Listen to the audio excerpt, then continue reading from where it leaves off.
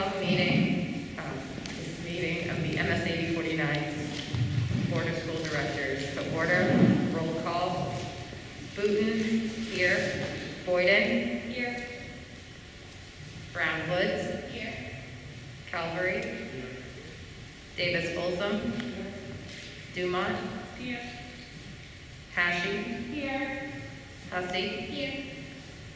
Kinley, Here. Knowles, Here. Lambert, Here. White, Here. and Williams. We'll have the Pledge of Allegiance.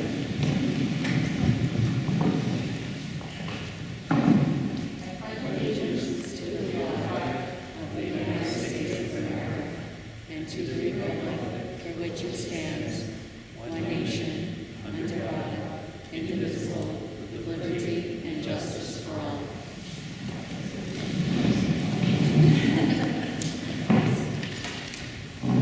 Approval of minutes. Do I have a motion to accept the minutes of the November 12th, 2020 special board meeting? Daniel, I have one comment and one correction to make.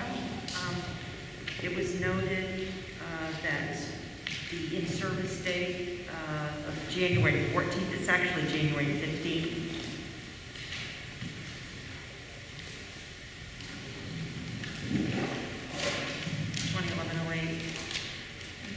December 14th was added to workshop with no agenda, and also using January, it should say 15, as an already scheduled workshop date. Thank you, Roberta. I didn't touch that. I move to accept the minutes of the November 12th, 2020 special board meeting as amended. Second. Has been moved by Jenny, seconded by Rachel, to accept the minutes of the November 12th, 2020 special board meeting as amended. Discussion? All those in favor? 13, 0. Can I have a motion to accept the minutes of the November 5th, 2020 board meeting? So moved. Second. Okay, thank you. Has been moved and seconded to accept the minutes of the November 5th, 2020 board meeting. Discussion? Seeing none. All those in favor?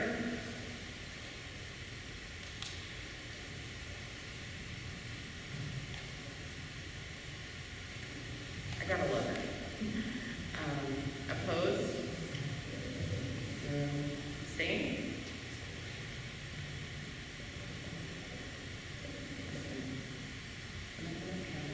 Is it 12? I don't think I counted myself. All right, sorry about that. Citizens input.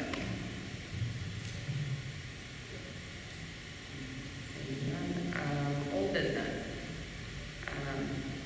Principal's update on staff conversations regarding expectations of teaching and learning in our schools and in a fully remote environment, including daily schedules and planning time. Yes, as requested, and as our building principals have worked with the staff this week, and the staff, thank you for your thoughts and your time spent at grade level meetings, particularly in the elementary grades, working through what that schedule will look like in a fully remote environment. Should we find ourselves in that situation, so I'll ask Principal Lee to share Fairfield Primary and Almeida. Thank you.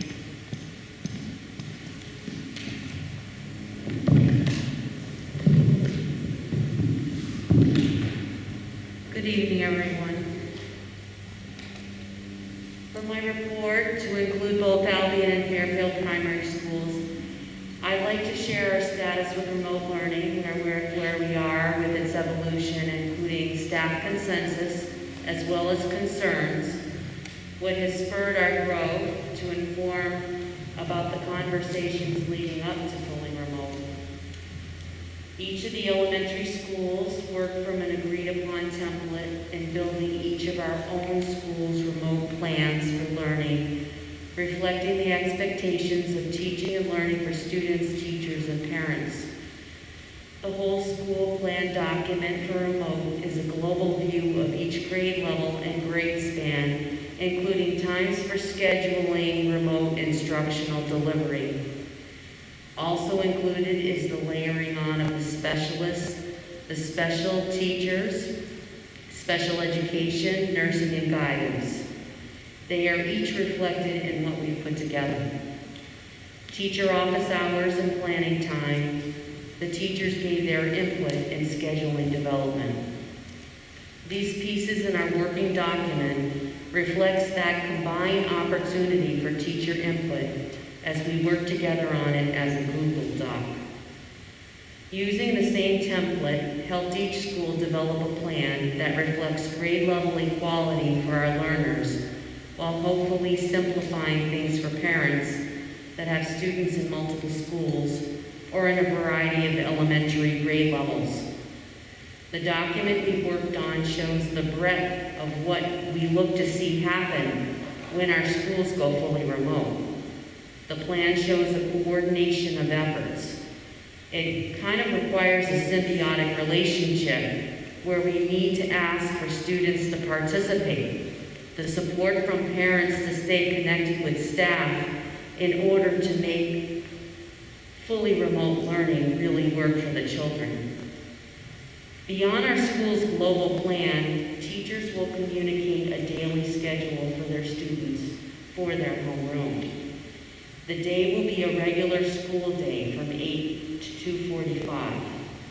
It will include all content areas and participation, attendance, with grading on Infinite Campus that will continue the learning. Our district pre-K is using a different platform than Google Classroom. As district pre-K goes remote, they will continue moving forward in the OWL curriculum for literacy and building blocks for math using Seesaw as their age-appropriate platform. Their platform will contain work and a coordination of the curriculum, including a means for student to teacher, teacher to teacher, and teacher and parent feedback. They will have office hours for direct instruction and check-ins with families, continuing to work with family services. All of our pre-K teaching staff will be using Mondays as their planning time and coordination meetings, including professional development. For Fairfield Primary Kindergarten, we will also hold a time slot on Monday afternoons as team meeting time, so we're able to connect with the pre-K staff to work as a school where opportunities present themselves in best practices in this remote environment as we're working with the youngest children. Now that the iPad cases were delivered last week, the teachers in K and 1 for both schools sent them home by the end of the week with information on how to find the students' Google Classroom through a QR code, the Clever Page or app. One of the teachers developed and shared a video for Fairfield teachers to copy, share, or replicate.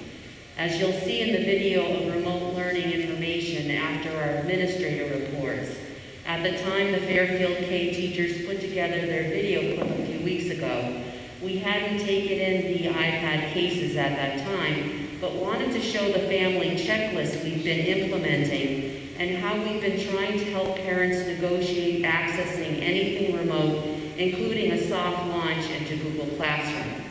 The checklist we highlight in the video coming up is an important way for families to keep track of what is essential with their K-child at primary moving forward. And it's an example of what we have been doing incrementally to get families ready for full remote learning. We've been trying to work through the things that come up and using whatever team meeting time, professional days, and the compressed start to the day to answer each other's questions about what remote learning should be for elementary students. And as an example, since we now have the cases for the iPad, we are moving beyond Google Classroom being optional and in time for implementing fully remote learning when it becomes necessary, as well as to ready each of us for this next level change. For both kindergarten at primary and Albion, we have a consensus that for our remote learning school plans, we will continue to do a combination of both online Google Classroom assigned live instructional meetings recorded and pre-recordings, both with assignments accompanied by some paper packets in formative areas, aspects of formative handwriting or areas for our young learners that require the practice of foundational skills, including the reinforcement of things such as pencil grip or letter writing, as just a few examples. On the November 6th Professional Day, the K-1 teachers from Fairfield and Albion developed the first remote learning packet sent at home the week of the 9th, with instructions for parents to keep it to the side until we get to an all-remote situation. In most cases, teachers in both schools want to complement the instruction by having tangible instructional materials for students to manipulate while they are teaching live. We have already been sending home some workbooks and other supplies, including simple things like additional construction paper, for example. We figured out a simple way to make a take-home whiteboard from cardstock, plastic inserts, and the markers and the kit we've already sent home to use for live practice and demonstration of student understanding in a live instructional format. The teachers have liked the opportunity to share what they know at our local meetings on how to use the technology and apps provided by the district.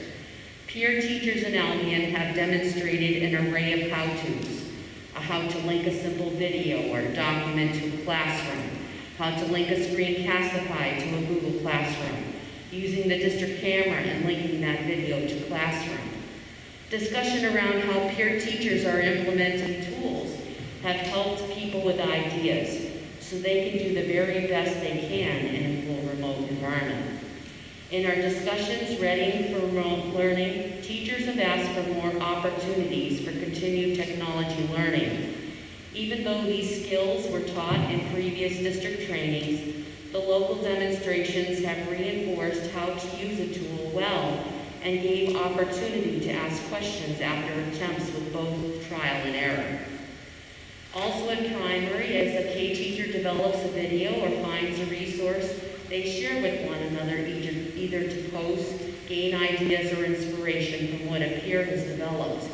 This has proved very helpful as it's an inspiration for direct application, which they recognize helps them all as a team for remote instructional delivery. So as a result, teachers have asked for a certain amount of time to talk to peers, and for both school schedules to include in grade level or grade span level team meeting time, which we've captured in our remote learning plan on our planning time for both schools.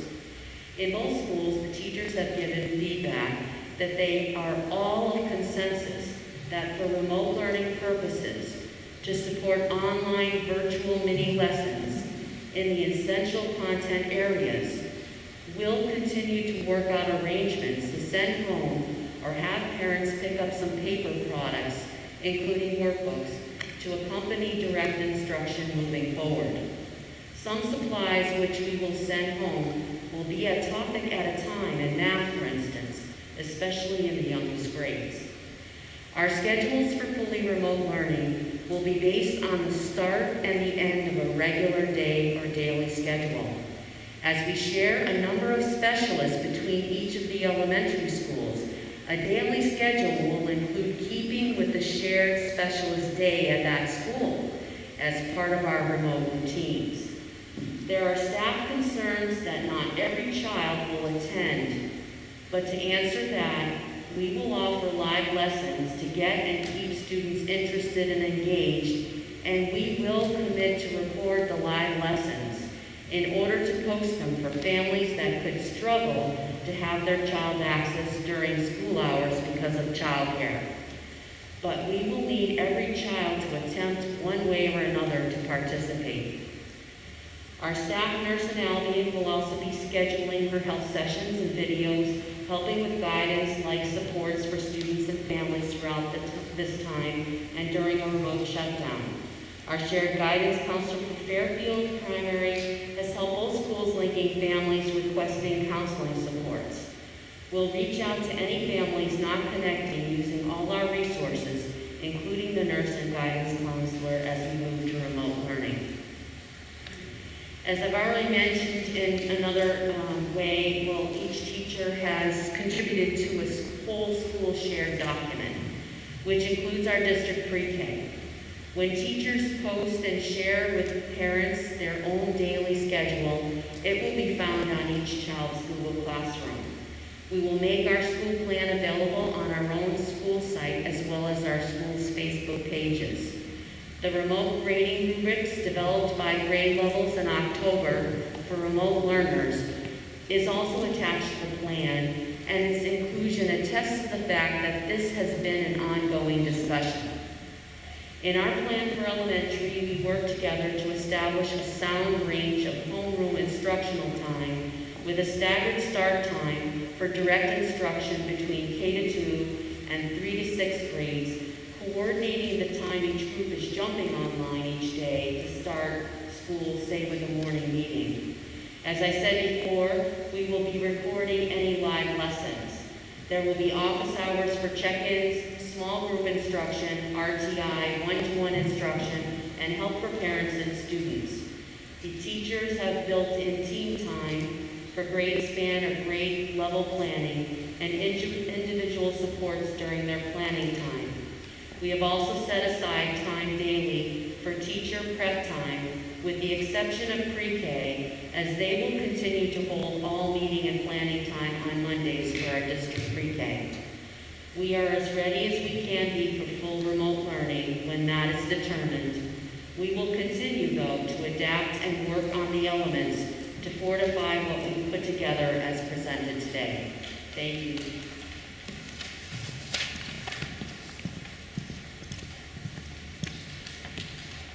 Thank you, Lori. Mr. Wedge. And we do have the plans in great detail that we'll be presenting to the board for your approval at the December 3rd meeting. Good evening. So, Ms. Lee and Mrs. Gordon and I, we have been working closely together, so we're trying in our presentations to kind of cover different pieces, but many of the elements that Ms. Lee went over are very similar to the work that our Benton teachers did as well. So since our school closure in the spring, the staff at Benton, and when I say Benton, it really has been actually all the elementary staff and the principals and I, but and myself have been talking about remote teaching and learning. That's been a constant conversation, constantly.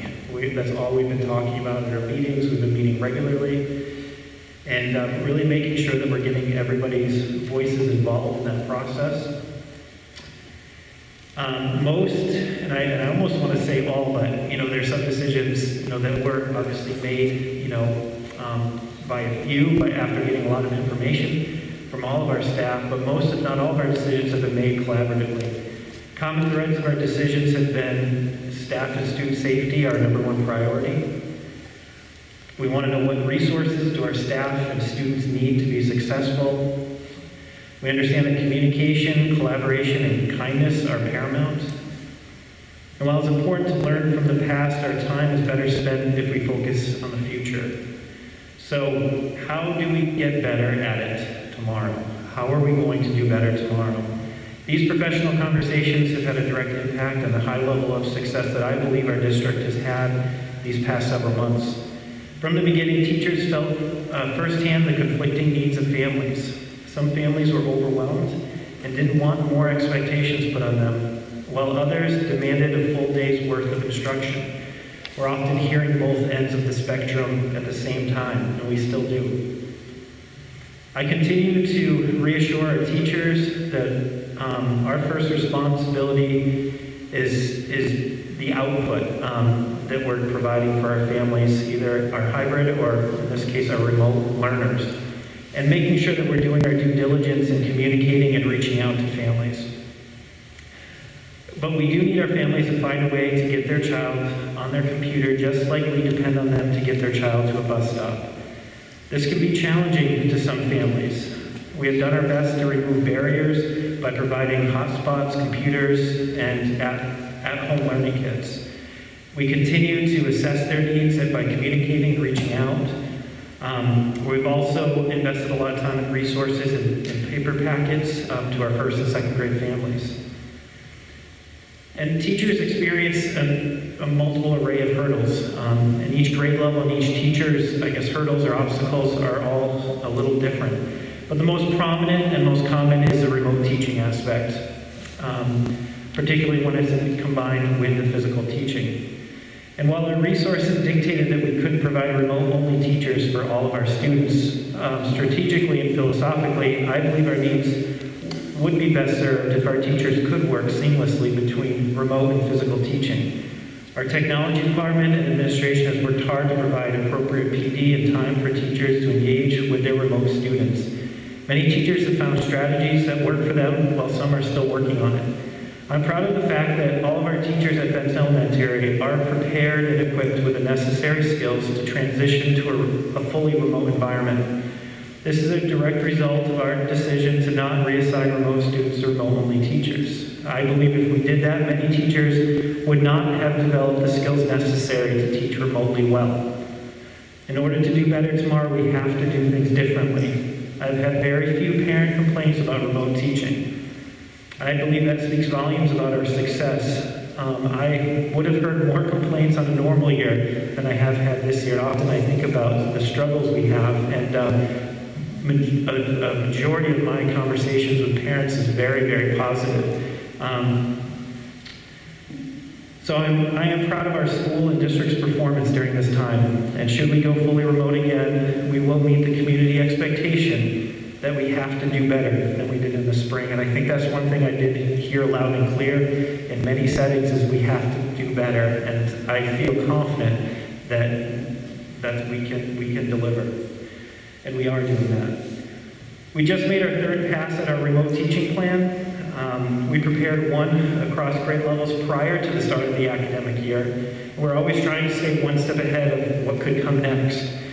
When we revised our emergency remote plan at a teacher in-service day. Then again, I worked with all of our staff and focused on a 5-day teaching learning schedule rather than a hybrid this past week. Making sure that it had appropriate planning time, direct instructional time, and office hours. Grade levels worked with special education teachers, specials, and specialists to sketch out a more detailed remote plan. In addition to this plan, the teachers and the office would ensure that student remote schedules are communicated clearly with families. This would look like student schedules that included our daily specials. That's one thing that's come up is really trying to get our students and families aware of what our specials teachers are offering and be able to engage in that material. That's something that we have improved, and we want to make sure if this ever develops into a fully remote, that would be seamless. We have an updated habits of work rubric for hybrid and remote learning. There in addition to be letters from myself and updated links on the school and teacher websites. And in here and Ms. Lee had talked about a document that our staff has been working on. This here that I have in my hand is the one that all of the Benton teachers worked together with me in the past few days on. And it really sketches out in detail what would happen and making sure that we're really leaving no stone unturned. In addition to this is kind of a bigger picture here. But the finer details are the teachers are continuing to work on as far as individual student schedules. And I am confident that they have those ready. Another layer is we think of our guidance counselors and our special education teachers and our education technicians. And that's something that they continue to work on are those detailed schedules and, in order to meet the needs of our students and IEPs in a remote environment. So, like I said, I'm very proud of our work. I hope I'm communicating that to our staff every single day. It's been unbelievable what I've seen us accomplish, and I think we don't really know what's going to come around the next term, but I believe that we're ready to meet those challenges. Thank you. Thank you, Mr. Mrs. Gordon? I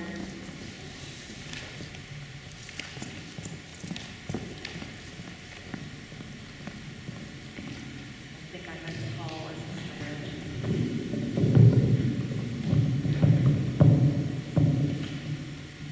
Good evening, everyone. I would like to begin by speaking about what we're doing currently in our building, because we are very hopeful, as I believe you all are, that we can stay in this hybrid model as long as we possibly can. The teachers and the students are very excited to be back in school, so I want to start by explaining what we've done so far to make sure that that happens. And recognizing the unique situation we were in when we opened school this year, we have worked very hard together over at Clinton Elementary so that the staff have the time they need to accomplish their daily tasks under these circumstances. This includes the instruction of the hybrid and the remote learners. We have done this by implementing the following. Our later start time allows classroom teachers to have 45 minutes each morning to connect with families, have their Google meetings, and/or do some planning.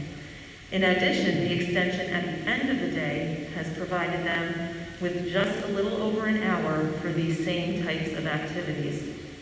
During the school day, we have built our schedule as we have in the past so that each teacher has a 45-minute special daily, if at all possible. Some teachers do have 2 in one day on occasion, as we are sharing these folks with other elementary buildings. Our specialists have been working in the teachers' classrooms or outside as appropriate. As a staff, we believe this is helping to keep us all safe and healthy and is in alignment with the recommendation from the CDC to limit the numbers of students in one area. After a recent check and survey of the staff, they still feel this is appropriate. In addition to this, we have implemented 3 breakfast periods and 3 lunch periods. Most recently, I have reworked the schedule to allow the breakfast duty to be duty-free for teachers, and our educational technicians have taken over those duties, allowing the teachers to gain another 20 minutes in their day.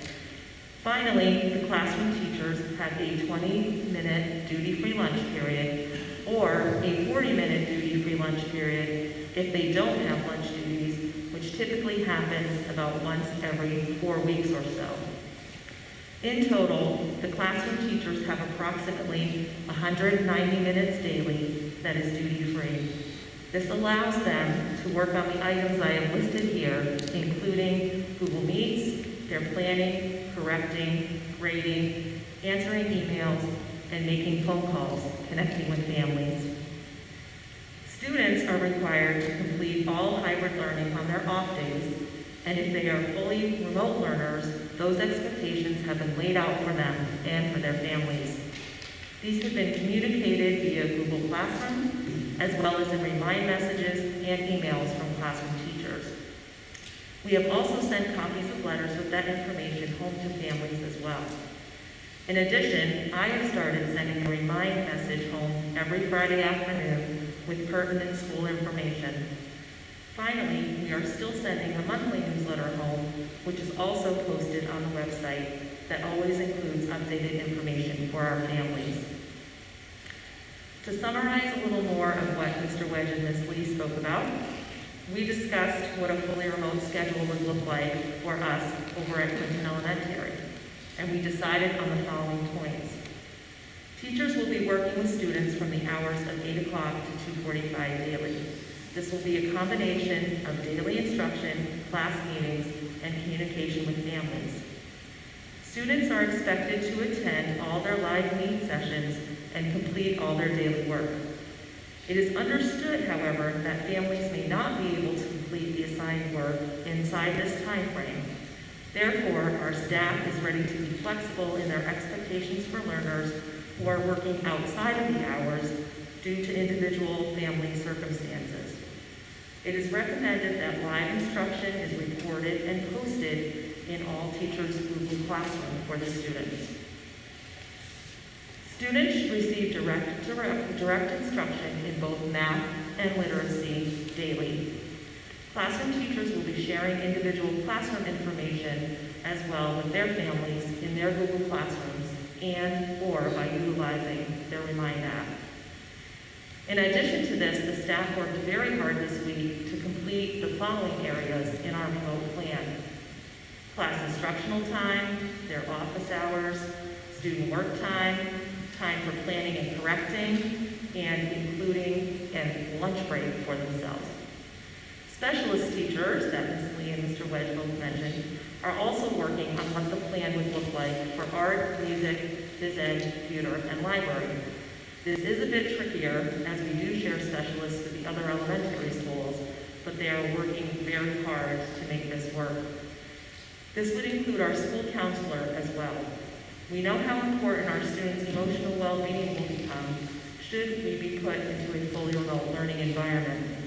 Therefore, Victoria Coben, our school counselor, will also continue reaching out to our students, providing them with recorded lessons, meeting in small groups, and also offering to meet individually with students and their families if requested.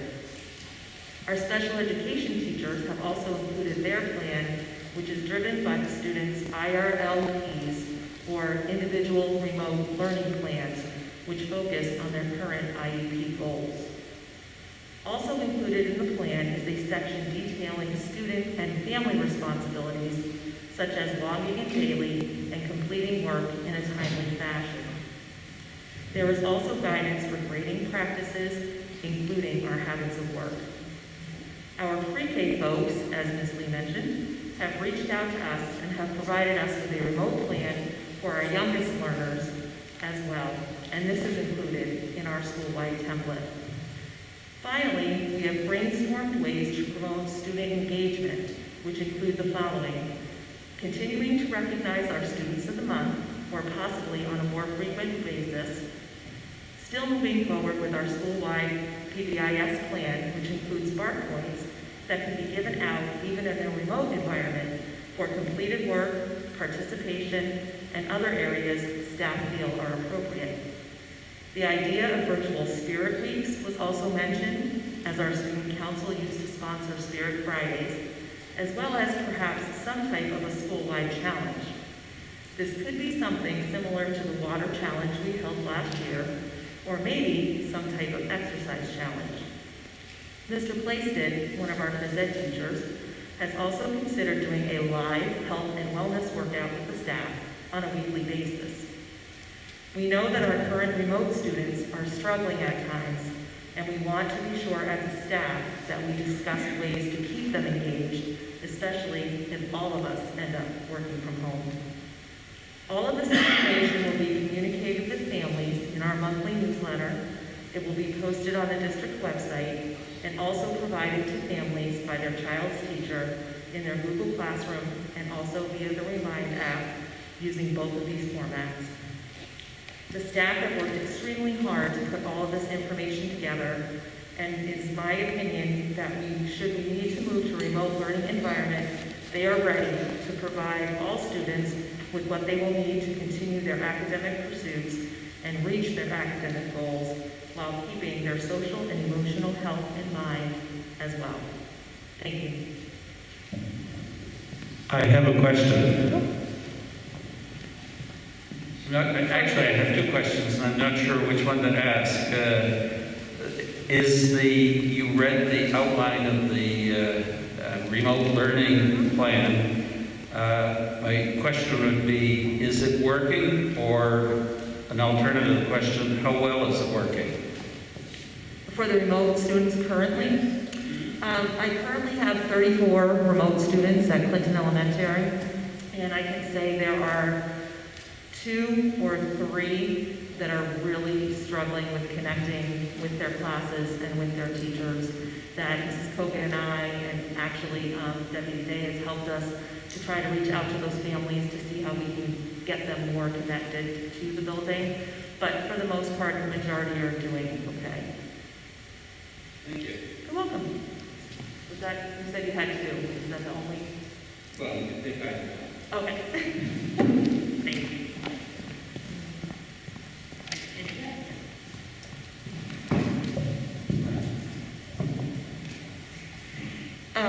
before we move on to the other ones, I'm just wondering if one of you could just walk us through a day in the life of, pick a grade, third grade, whatever, student when we go remote. What does that look like? I know there's specials and there's gonna be some changes in there, but you gave a great overview of the sort of high-level decision-making. What does it feel like to be that kid waking up? When are they checking, when are they talking to a teacher? When are they on their own? Can you give a little bit of a feel what that would be like? One of you? Any one of us can.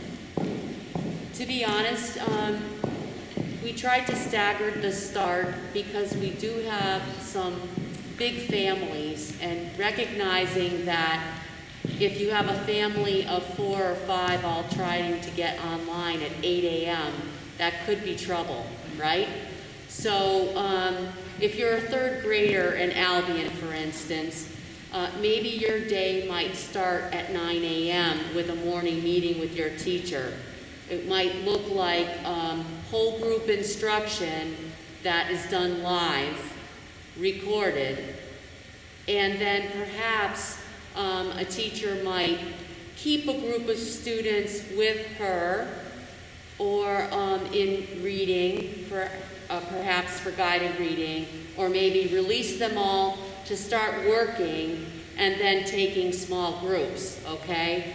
There could be recorded lessons that will also be displayed on the Google Classroom, but reading and math will probably predominantly take shape and be in the morning. If you're a kindergartner or a first grader, maybe you would start earlier, maybe you'd start at 8. Depending, again, we're looking at in Albion, we have some families that have 4 and 5 children, so we're trying to coordinate, and it's a small school, so we can coordinate between the teachers about when the start time is, and we can flip-flop when some teacher planning time happens to be, whether it be from 8 to 9 versus 9, as a start. So most of the schedules that we put together have a regular lunch at 11 or 11:30 for the teacher. So that might be the thing that would be seen on the Google Classroom, when to take a break, when to have lunch. And we're trying to embed, say, the specialists in the afternoon with maybe office time in the afternoon, so teachers can meet with small groups, one-to-one, talk to parents, and do common planning time.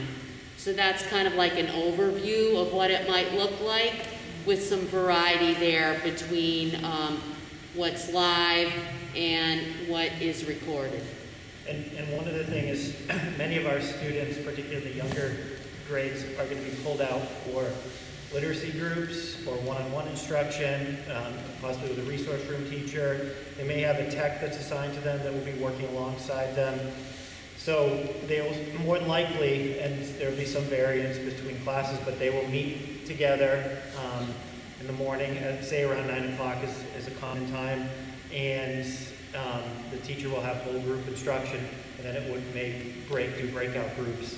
And then really it's going to be on the teacher how they're going to divvy that up. But in the morning is pretty much ELA, literacy, math, and then specials in the afternoon. And then the teachers will be connecting and working with the students in the independent work in the afternoon. Those specialists he was speaking of, say like reading recovery or some of those other components that we have, math tutors, those are, specific times, and they might be for an individual student, and it has to be at a set time coordinated with the homeroom teacher. So while our plan looks globally at the time frames that there would be teacher instruction, student work, or office hours, and common planning time, there's all of these other layers that are not necessarily captured, in that way, unless you look at the actual homeroom teacher schedule. So there's many documents actually to this plan. And most of our grade levels have incorporated times during the day just to do a Google Meet, like to start the day, 18, okay, here's what today's gonna look like, and give the lesson, okay, go ahead, it's your work time, and then we'll check back in at 12:15-ish. Okay, how'd you do? Any questions? You know, again, as that larger group, while, you know, in between that time, they're either doing some of these things or pull out or working with the classroom teacher. Thank you very much. I really appreciate it. I think it's important to walk through because in elementary, not that it's not, I think it's really hard all around and all. And, you know, what an elementary teacher is doing and what the students are doing all day and moving around and trying to limit their screen time but keep them engaged and move the day along. And it's really appreciated, and I'm not sure that when you it sort of seems like it's all standardized, but I think there's a lot of moving pieces and why remote is so challenging when we go to that fully remote environment. So everyone listening to you, I just really appreciate, and I'm so glad that teachers, it's been a collaborative effort, and I really hope that people can feel, should we have to, which hopefully we will have to, be in that environment, should we, that people are much more prepared, and hopefully students can have more success as we move through that and feel good about it. So thank you. I don't mean to be tedious. It's just helpful to sort of play through some of those scenarios because clearly you thought about it and addressed it, and every kid is going to be different for in some ways, but just really appreciate all those considerations. I have a follow-up question. How good is the technology working? Do people get dropped? Can they connect easy? Is it reliable? Well, it's interesting. I think I got my answer. Well, it's interesting you asked that today, Stu, because yesterday and today there were some issues in the schools, but it was like a global, from what I understand, like almost statewide issue with MSN and other stuff that I don't particularly understand. But I would say, you know, on a normal day, it seems to be working well, especially the hotspots that we've been able to give to families, I think have really increased, you know, their ability to connect from home. But I think overall, for us in Clinton, I guess I can't speak for I mean, every besides like the town. normal interruptions that you experience in Yeah. any place with the internet, I mean, I think it's pretty strong, steady. I haven't heard many complaints from families about really poor internet at their home, even with multiple kids. And maybe if we find ourselves in this situation, we'll see it's worse than what we've experienced so far. But I can think of, one. And this happened to be a teacher, I think, who lives out there and the Verizon hotspot doesn't work too well. I haven't had any families come to me with any concerns yet. Thank you. Another question. How technologically savvy are parents?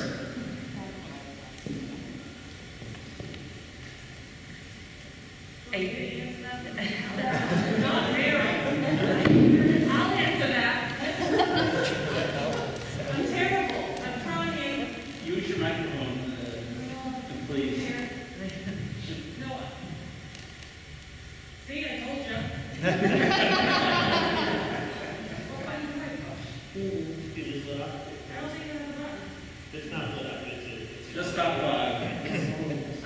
I told you, I'm terrible. I'll speak for my parenting is not, I had a question to go with that, Stu, was, is there a way to quickly get out there, such as the last 2 days that there's clearly been some bigger problem? Is there a way to get that out to parents and teachers? I experience frustration on both ends, as a parent, as a student, as a teacher, trying to work through this last 2 days has been, I think it was a greater issue, but is there a way to get that information out so that they know it's not just them? Because as a 12-year-old, it's very frustrating. As a teacher trying to do it, it's very frustrating. As a parent trying to help, I'm useless. Well, I think one of the problems is, the ways I can think of all require the internet. But we do have our phones, but even in the case, our phones went down several times briefly. But I think having that, I think any classroom teacher, that's why you have that sustained silent reading book or those alternate activities on hand. So So when that internet isn't working or you're running into some sort of issue, students can shift and do something independently while you work out those issues, so it's not, wasted time.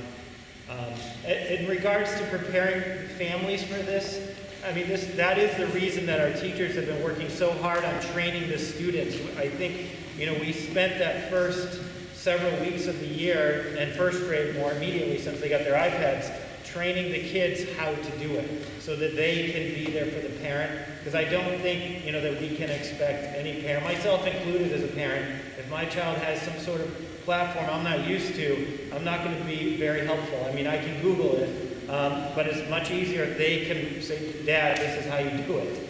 And I do think that our students, we've worked hard to get them at that independent level, even our youngest students. So I think that that's going to go a long way. And I don't deny that the students are way better at it than us. I guess yesterday wouldn't have been so frustrating as we realized that it really was a global problem, but we're fighting through, this is how I'm supposed to do it, and then it didn't work. So I know the students have been taught very well.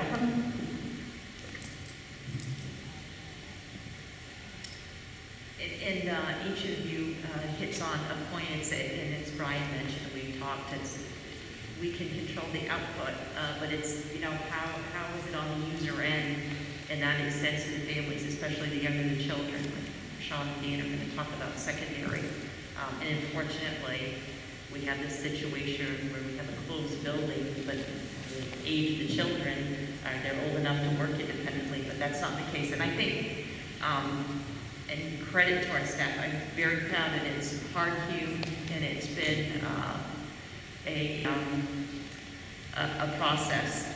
And I think one of the things, particularly for teachers who work with younger children, is that they really wrestled with and have been pained by not being able to provide exactly what they feel they can in person in a remote context when they can't see them and be with them and have those exchanges. And this is our best effort so far. It is Brian points out, and Kathy and Lori, we're working towards something that was in theory, and seeing how it plays out. And it is my hope that we are able to at least sustain the hybrid and not find ourselves in this situation. So our plan is here, but it doesn't mean that we have any intention of moving toward that. Right now, I would like us to maintain what we have and keep working at it.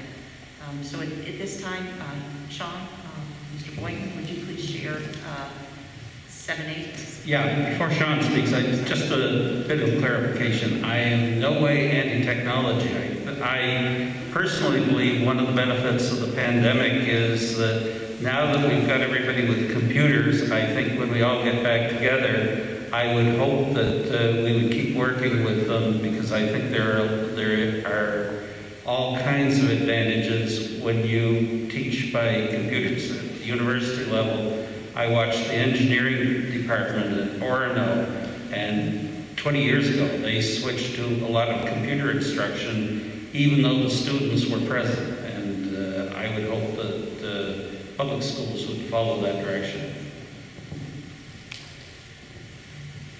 Thank you for some of your time, John.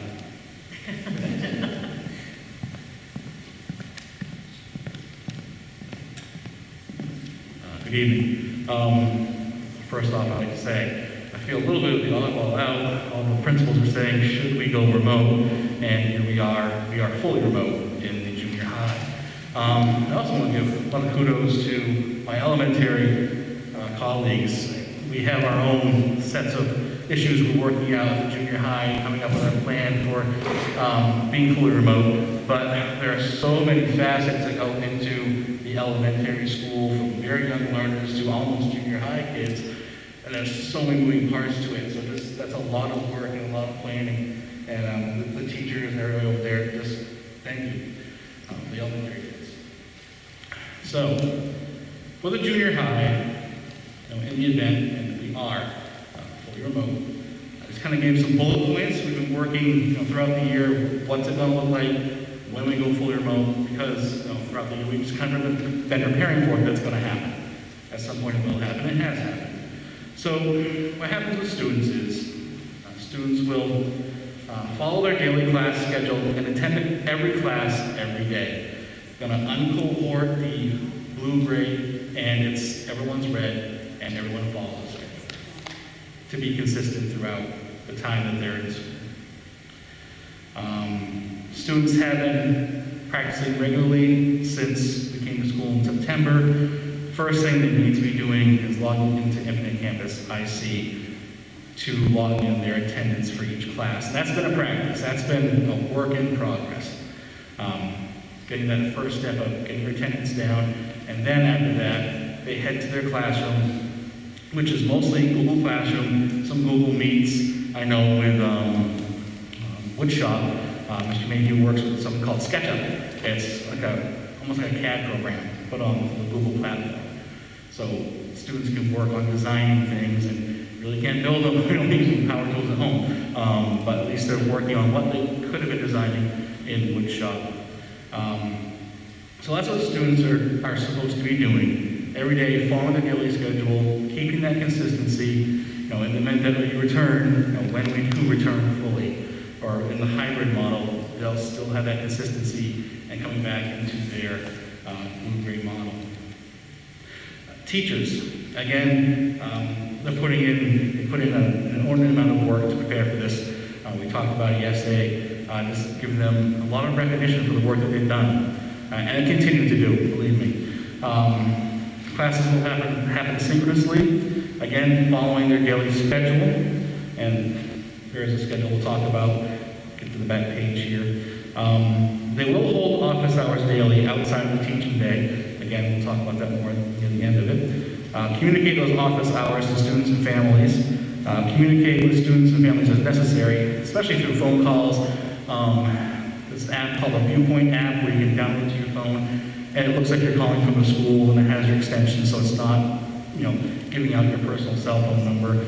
I guess it's also *67, and you can also hide your number. So parents can call. Teachers can call parents that way. There's also emails, and also the Remind app. There are a number of teachers that use the Remind app. It pushes out a lot of communication. Again, it hides numbers, and but it shows the teacher who it's coming from. And also, teachers will communicate needs and concerns to administration. Of course, right now, Mrs. Reynolds and I have been displaced out of our offices. I'd like to thank Mr. Bowers for allowing me to work out of the in-house suspension room while I'm here. So we're here, whether we're in our offices or we're working remotely, we are listening to teachers and parents. So administration will keep in communication with faculty and staff, keep in communication with students, keep in communication with families, sending out robocalls. I have Mrs. Anderson post to Facebook. I've started something on our website called From the Desk of Mr. Boynton to push out more information to parents. So just various ways, and eventually I will be starting up some Zoom meetings with parents, probably after the Thanksgiving break. Keeping communication with the superintendent, and address needs and concerns as communicated to them. And different aspects such as guidance. They're working remotely.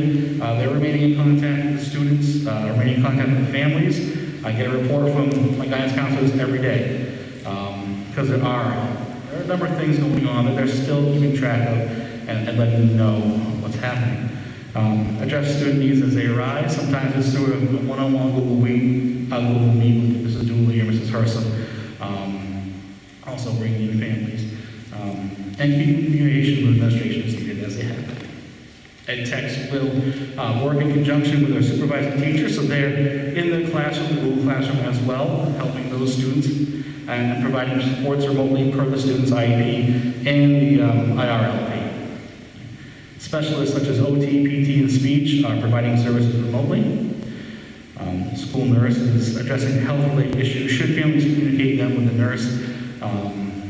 With our 3 positives at the school, Ms. Armstrong has been working with me, Mrs. Reynolds, Mrs. Hersom, in communicating and coordinating as well, so she's been a huge help.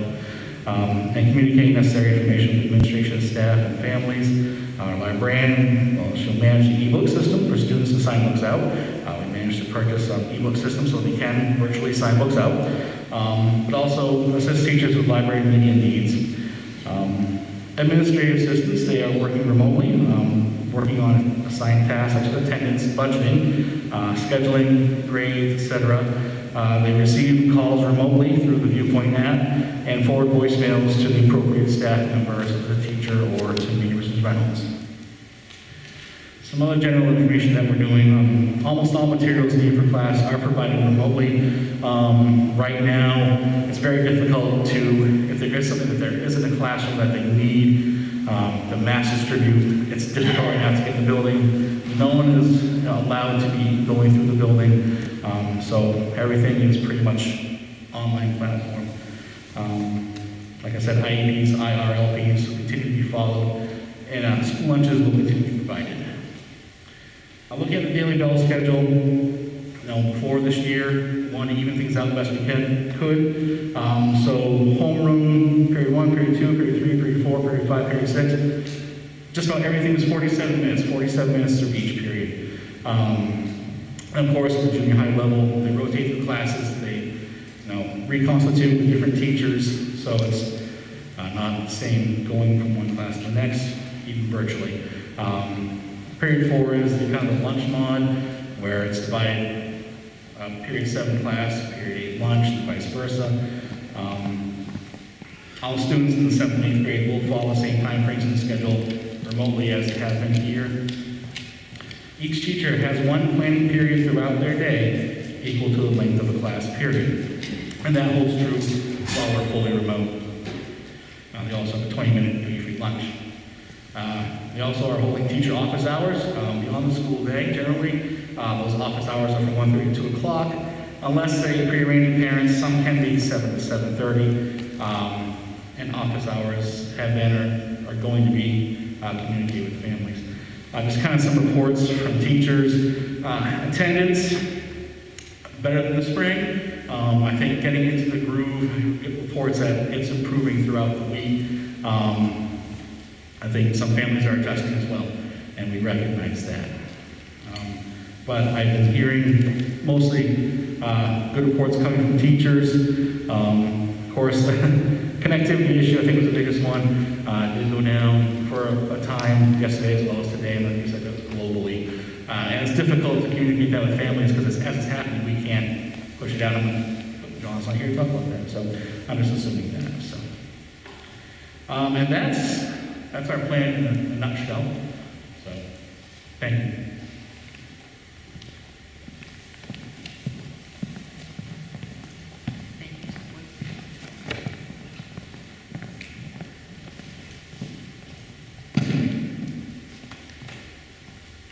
Before lunch into my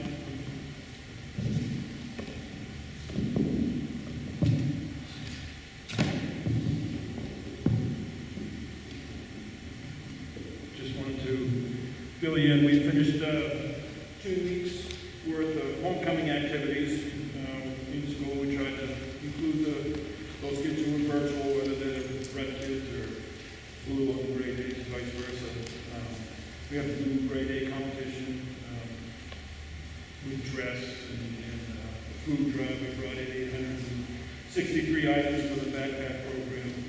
Just awarded our students of the month today and tomorrow. We'll do it for the whichever college they were on. I can't keep track. Blue, I believe. But our freshman student of the month is Ryan Pruitt. He is a remote learner, so that's good. Sophomore student of the month is Julia Locke.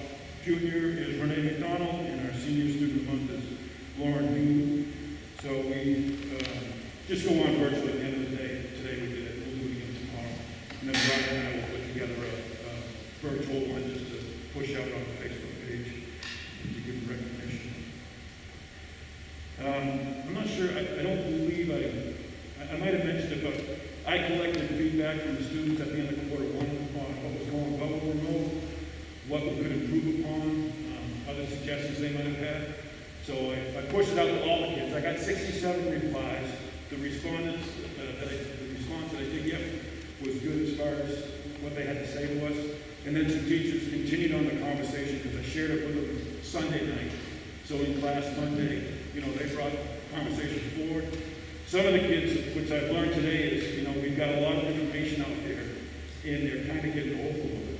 Because I'm sending emails, teachers are sending emails, they're all getting reminded and whatnot. So some of the kids were telling Pete Spears in his upper level health, the CPR classes, that they didn't realize that was put out there, and I did it through a Google form, so I emailed them, plus it came through in their Google stuff. So he had conversations with the kids and gave me some more feedback. So, the big focus is just to keep the lines of communication going and just to improve our end of things. And some of the stuff that came back from teachers was when they're teaching in person and remote, they're kind of forgetting about the remote kids because they might wander over here, and now the voices get picked up by the mic. So it's difficult. When we go all remote, it's going to be much easier as far as a teacher being in front of the laptop or being in front of the camera mic. The high school is good with that. We're going to go right through synchronous, our block schedule.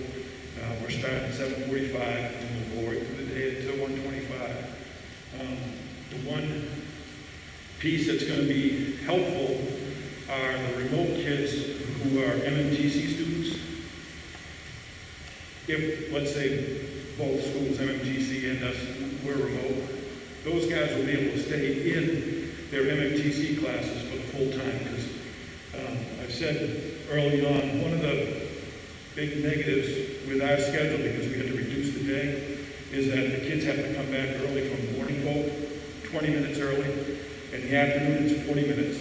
And part of their certification of the hours they get in the classroom at MMTC. So that's still something that we haven't been able to work through yet, but hopefully they're going to get the benefit of the doubt and be able to test up and through their certifications for there. But if we do go remote, that will be one benefit, that the kids will be able to stay through the whole thing, because they won't need to rush back for block 3. The start of block 3 probably will be a break for everybody, because that's our longest period of time. We have to have 5 lunches in there. If we're all remote, the teachers in the classrooms can figure out when they want to take their 20-minute or half-hour break.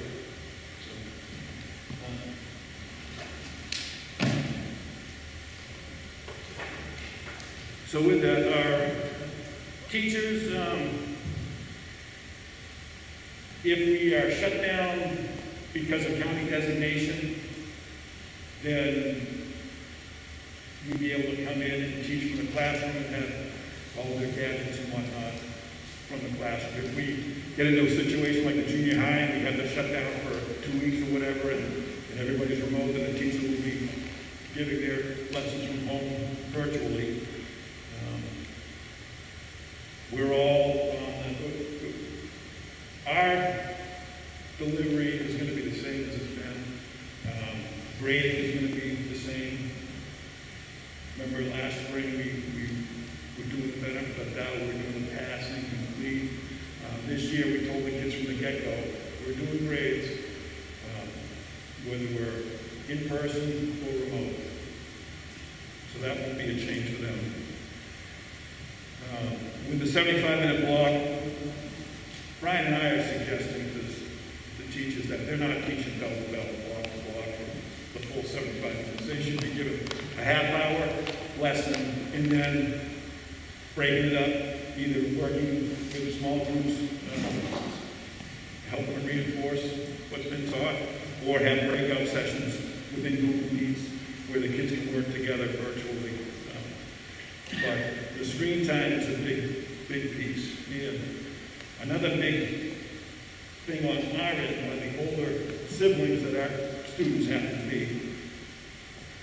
A lot of them are helping the younger ones get through their stuff. So our teachers are doing the remote online at the same time, but they're also recording it, so some of the kids are able to access it if they're not able to be right there. taking it at 7:45. Ed techs will be following their classrooms as normal. If they're assigned to a child, they'll follow that student into the virtual classrooms and be DNA'd that way.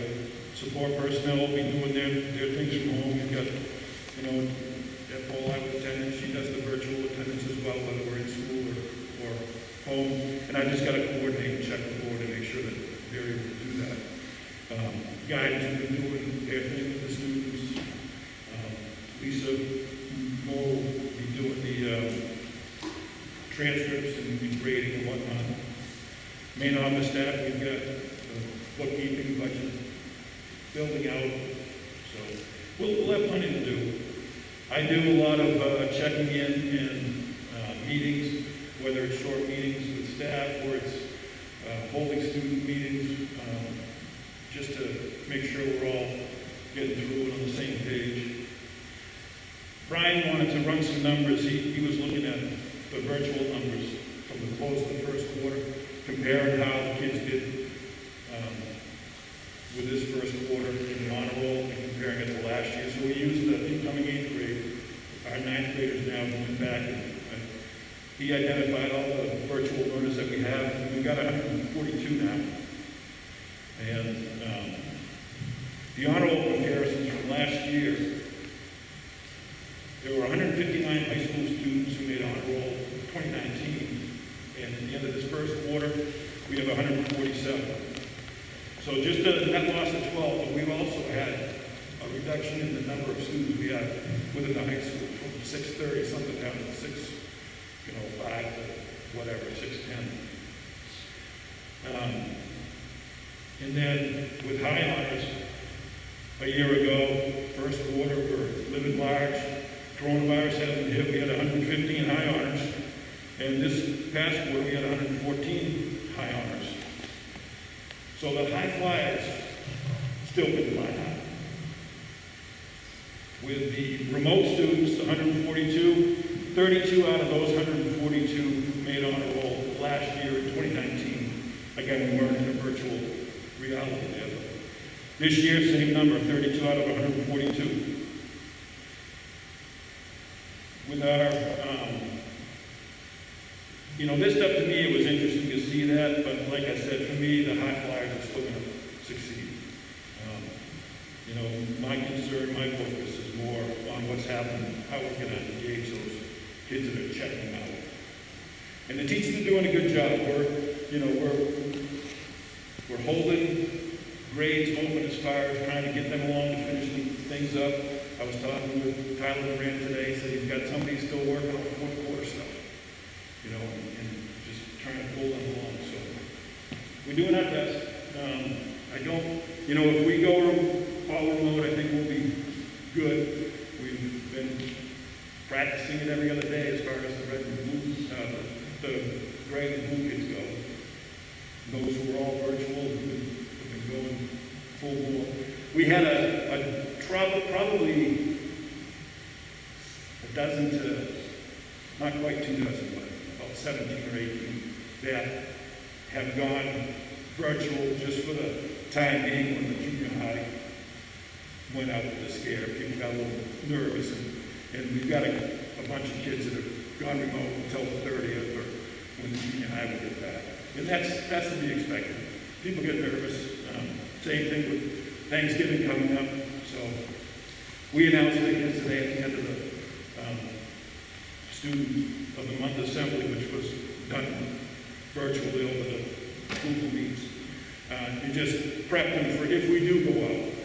We're going to open if we have an incident like with the junior high or the county declares us red, and just told them what we'll be doing. We follow the schedule, checking in as you're supposed to, doing your work daily, etc.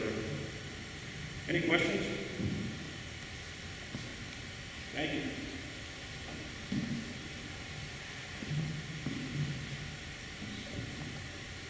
Thank you very much. Thank you all. And please thank your staff because this is a lot of work. The idea of it is a little disconcerting, but I think we're as prepared as we can be on moment's notice. So I just have one more question. We had heard last week, I guess, or the week before, I forget, a lot of question around if we go remote, will teachers have access to their rooms and their materials and their supplies? Because, you know, certainly we made choices back in the spring.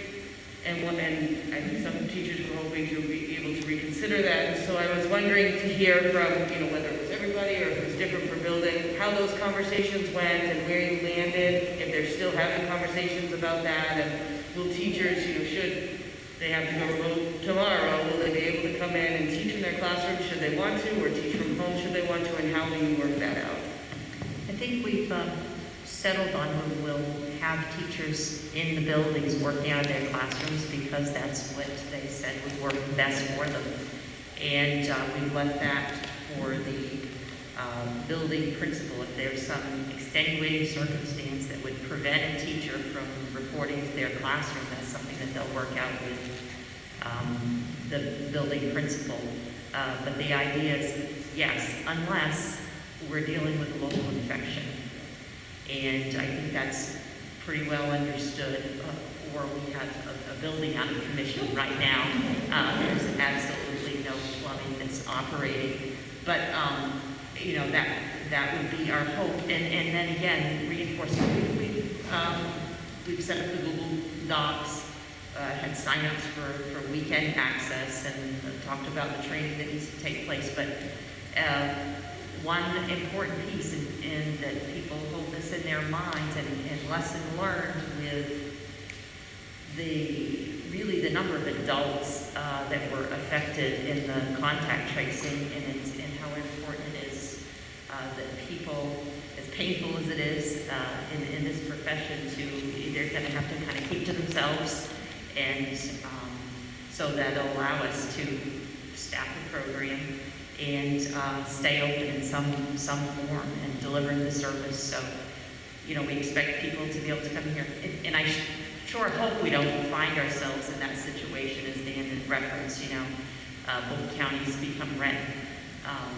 And, you know, our hand is forced that way. But I think we've learned that works best for people. Though we have, with some of our funds have purchased, like, whiteboard easels and materials so you can kind of simulate where the classroom is, but we know that that's not ideal. Thank you.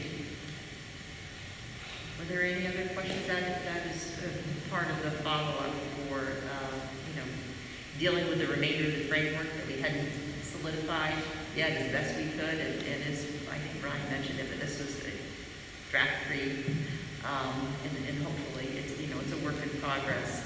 We did talk about building access among ourselves, and prepared to report to you this evening. And again, we'll have the full plans ready for you for December 3rd. So thank you all.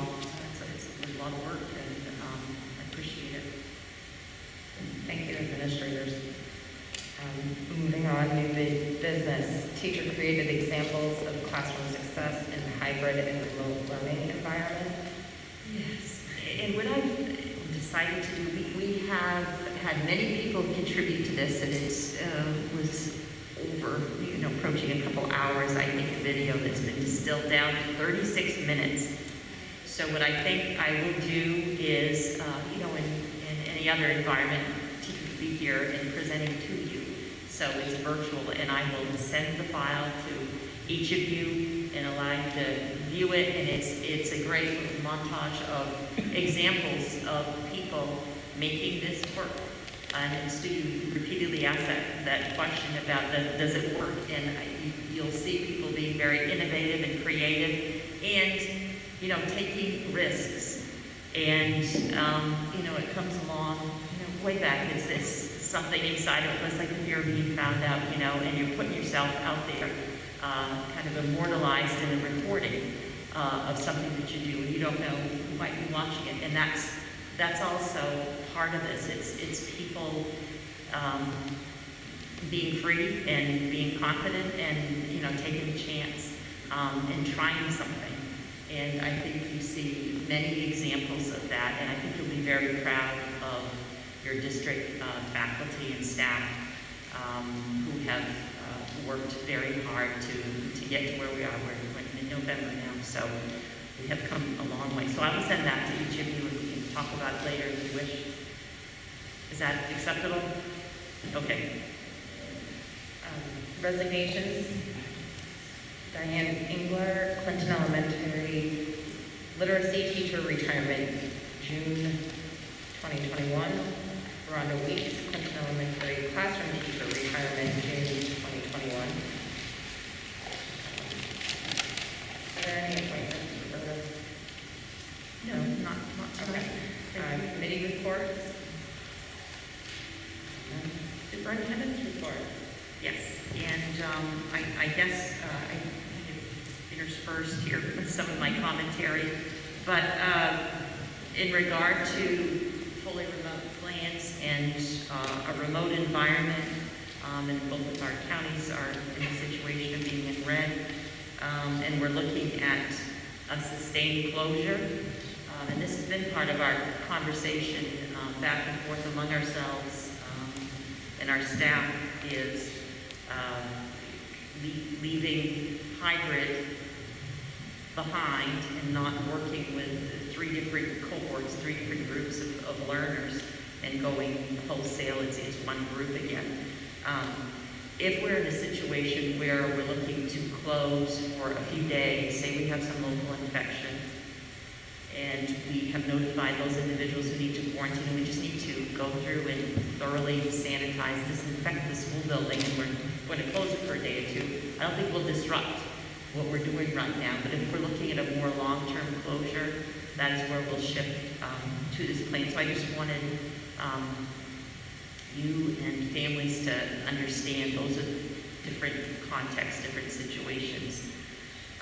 And again, it would be my recommendation, I think our recommendation, that we remain open, to stay in this hybrid. And I know that there are local conversations happening in different school units, but it's my recommendation that we sustain what we have. And I think we're doing a pretty good job.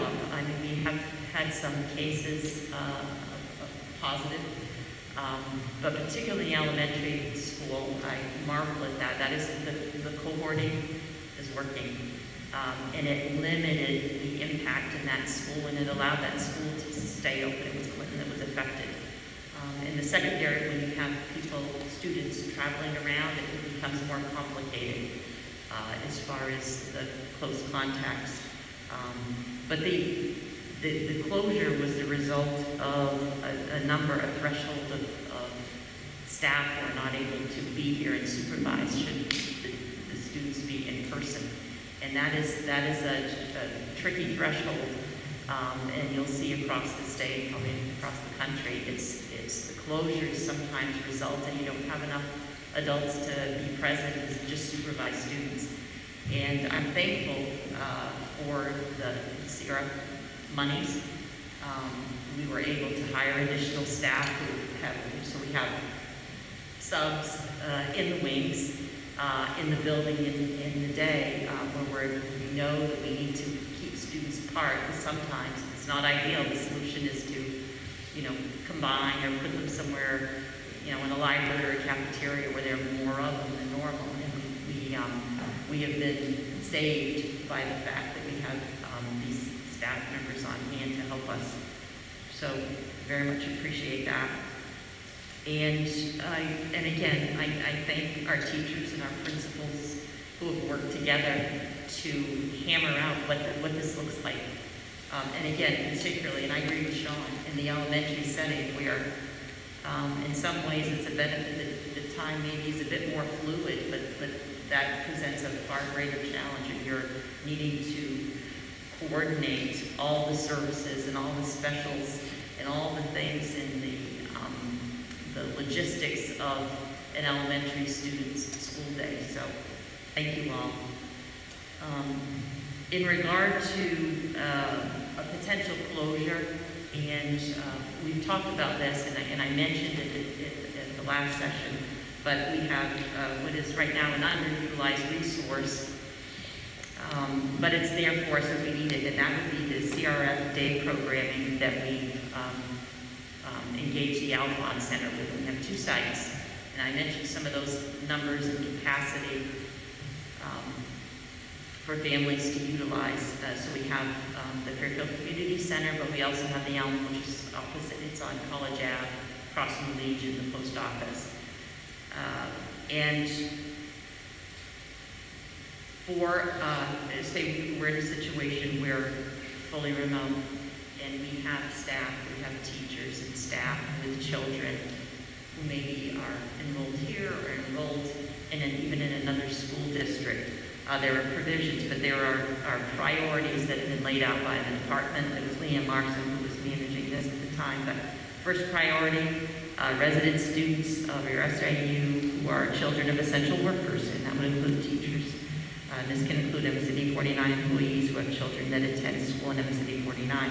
Second priority, resident students of your SAU who are economically disadvantaged.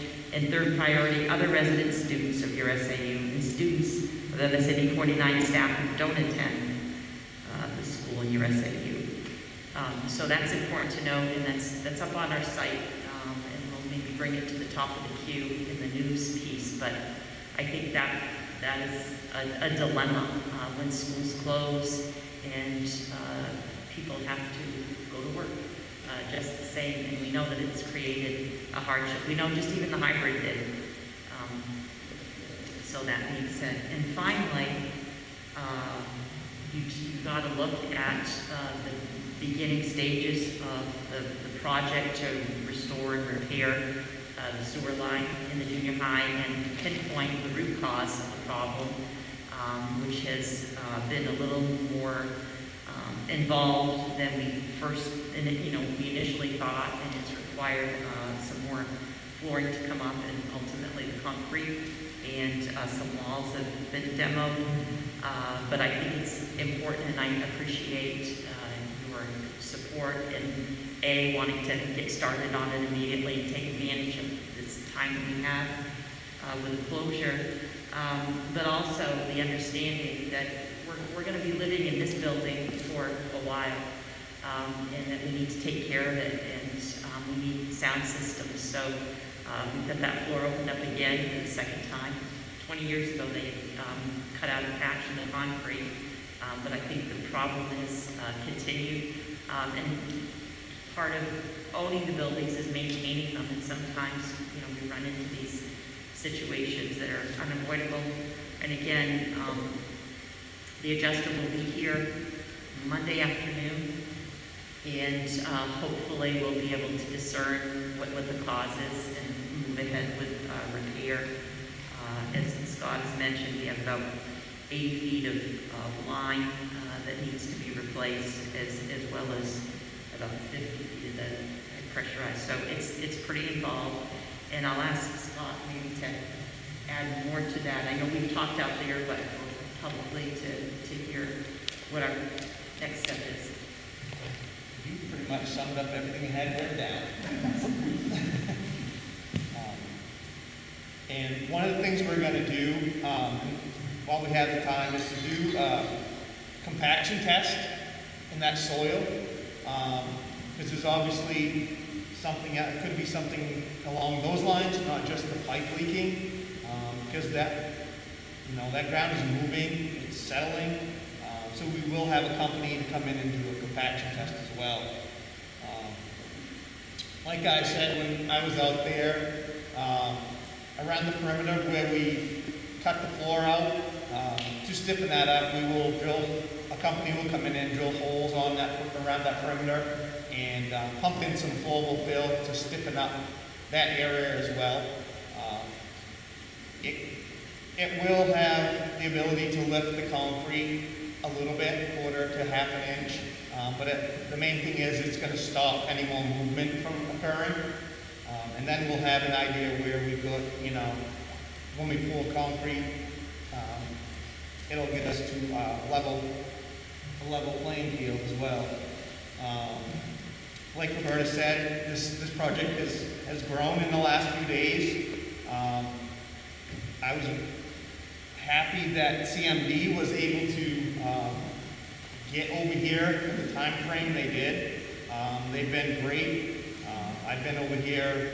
I come over here multiple times throughout the day to meet with them, engineer, insurance adjuster, and they're busting their butt to get this done for us. They pulled crews away from other jobs to get this done for us, so I'm very thankful for that. So. That's all I have. That concludes my report. Thank you. Moving on, other business. 2021 co-curricular directors, advisors, and coaches. No motion is necessary. Freshman class advisor, Becky Jenkins. Freshman class advisor, Sam Van Tynen. Spectrum co-advisor, Allison Hoff. Is there anything else that anyone wants to bring up? Yeah, can I just say one more thing? I just, again, would like to say thank you to all of our administrators, teachers, parents, staff, and whatnot. I don't want to forget anybody. Because I just thank you for struggling along with us. And I want you to thank you for working so hard on the unknown and working with all of this technology that's frustrating and all the students. And just thank everybody, because we're all going through difficult times. And it's stressful, but I thank every single one of you all the way from every single person that enters the school, even our students that are sometimes struggling. I agree, Katrina. Thank you, guys. And I'm going to motion to return to Thank you, Katrina. It's been motioned by Katrina, seconded by Beth to adjourn. Any discussion? Seeing none, all those in favor? 13, 0, 0. Thank you, guys.